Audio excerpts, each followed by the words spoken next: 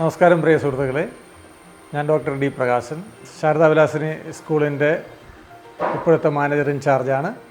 ജനുവരി 7-ന് നമ്മുടെ സ്കൂളിൻ്റെ പ്ലാറ്റിനം ജൂബിലിയുടെ ഉദ്ഘാടനം ഗുരുവന്ദനം പരിപാടിയോടുകൂടി നടന്നത് നിങ്ങൾക്ക് ഏവർക്കും അറിവുള്ളതാണല്ലോ. അപ്പോൾ അതിനോടനുബന്ധിച്ച് ഒട്ടേറെ പരിപാടികൾ നമ്മൾ നടത്തി കഴിഞ്ഞു.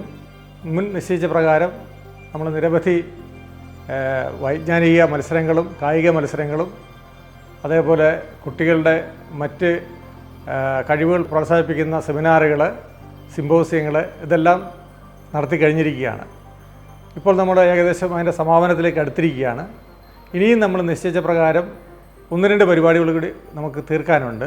ഈ വരുന്ന ഓഗസ്റ്റ് 15-ന് നമ്മുടെ സ്കൂളിൽ നിന്ന് പഠിച്ച എല്ലാ ജവാന്മാരെയും, അതിൽ നമ്മളിൽ നിന്ന് വിട്ടുപോയ ജവാന്മാരുണ്ടാവാം, ഇപ്പോഴും സർവീസിലുള്ളവരുണ്ടാവാം, സർവീസിൽ നിന്ന് പിരിഞ്ഞിട്ടുള്ളവരുണ്ടാവാം, അവരെല്ലാവരെയും നമ്മൾ ആദരിക്കുന്നൊരു ചടങ്ങ് ആണ് ഈ ഓഗസ്റ്റ് 15-ന് വെച്ചിരിക്കുന്നത്.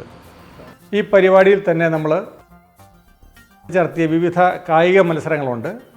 ആ കായിക മത്സരങ്ങളിൽ വിജയികളായവർക്ക് സമ്മാനങ്ങൾ കൊടുക്കുന്നതും, അതോടൊപ്പം തന്നെ നമ്മുടെ സ്കൂളിലെ പൂർവ്വ വിദ്യാർത്ഥികളുടെ ഒരു സംഗമവും നമ്മൾ തീരുമാനിച്ചിട്ടുണ്ട്.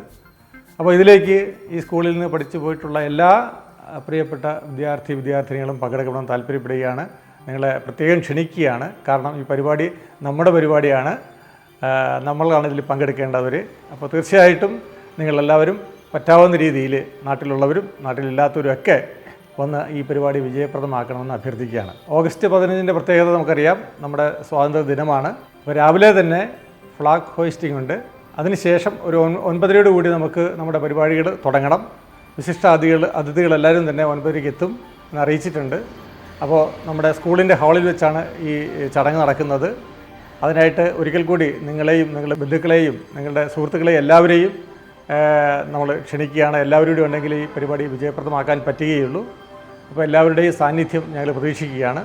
നമ്മുടെ ജൂബിലിയുടെ സമാപന സമ്മേളനം നമ്മൾ ഓഗസ്റ്റ് 30-ന് ആണ് തീരുമാനിച്ചിരിക്കുന്നത്. കേന്ദ്ര മന്ത്രിമാരും സംസ്ഥാന മന്ത്രിമാരും രാഷ്ട്രീയ പ്രമുഖരും ജനപ്രതിനിധികളും എല്ലാവരും പങ്കെടുക്കുന്ന ഒരു വിപുലമായ സമ്മേളനമാണ് നമ്മൾ തീരുമാനിച്ചിരിക്കുന്നത്. അതിൻ്റെ വിശദമായ നോട്ടീസും കാര്യങ്ങളും പിന്നാലെ അറിയിക്കുന്നതാണ്. അതിനും ഈ പറഞ്ഞതുപോലെ എല്ലാവരുടെയും സഹകരണവും സാന്നിധ്യവും ഉണ്ടാവണമെന്ന് പ്രത്യേകം അഭ്യർത്ഥിക്കുകയാണ്. ഈ ജൂബിലിയുടെ ഒരു പ്രധാന ഉദ്ദേശമെന്ന് പറയുന്നത് നമ്മുടെ സ്കൂളിലെ കുട്ടികളുടെ പഠന നിലവാരം മെച്ചപ്പെടുത്തുന്നതിനും സ്കൂളിൻ്റെ ഭൗതിക സാഹചര്യം നന്നാക്കുന്നതിനും നമ്മൾ ഉദ്ദേശിച്ചിട്ടുള്ളതാണ്. അപ്പോൾ അതിനു വേണ്ടിയിട്ട് ഒട്ടേറെ കാര്യങ്ങൾ നമ്മൾ ആസൂത്രണം ചെയ്തിട്ടുണ്ട്.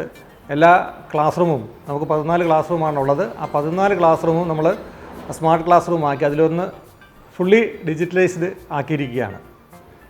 കൂടാതെ നമ്മുടെ കമ്പ്യൂട്ടർ റൂമുണ്ട്.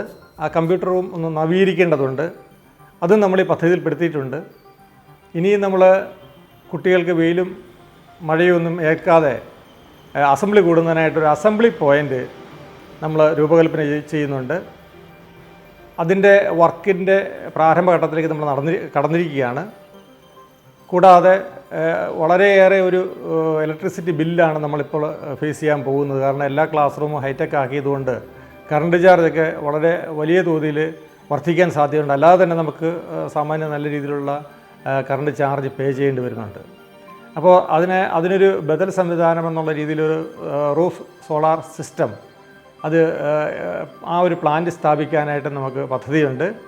ഇതെല്ലാം നമുക്ക് നമ്മുടെ വിദ്യാർത്ഥികളുടെയും രക്ഷകർത്താക്കളുടെയും അതോടൊപ്പം തന്നെ പൂർവ്വ അധ്യാപകരുടെയും പിന്നെ നമ്മുടെ അഭ്യുദയകാംക്ഷികളുടെയൊക്കെ സഹകരണം കൊണ്ട് മാത്രമേ ചെയ്യാൻ സാധിക്കുകയുള്ളൂ. മാനേജ്മെൻറ്റിന് മാത്രം അത് ചെയ്യാൻ പറ്റത്തില്ല.